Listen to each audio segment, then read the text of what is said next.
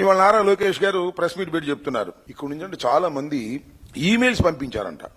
ఈ ప్రభుత్వం ఉండేది కాదు, చచ్చేది కాదు, పడిపోతుంది, మీరేమీ పెట్టుబడి పెట్టమాక అని వీళ్ళు ఈమెయిల్స్ పంపిస్తే దానివల్ల వాళ్ళు తిరస్కరించారన్నట్టుగా మాట్లాడతాడు.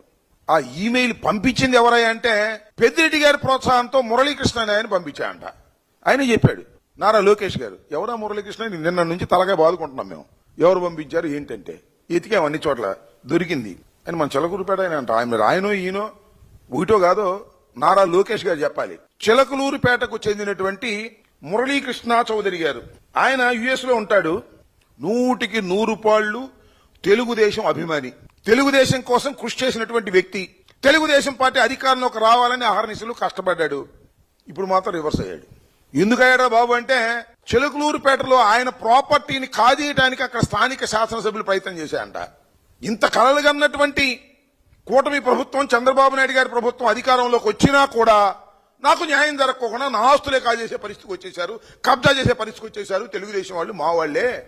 ఈ ప్రభుత్వం కన్నా జగన్ ప్రభుత్వం 1000 రెట్లు బెట్లని ఆయనే ఈమెయిల్స్ పెడుతున్నాడు.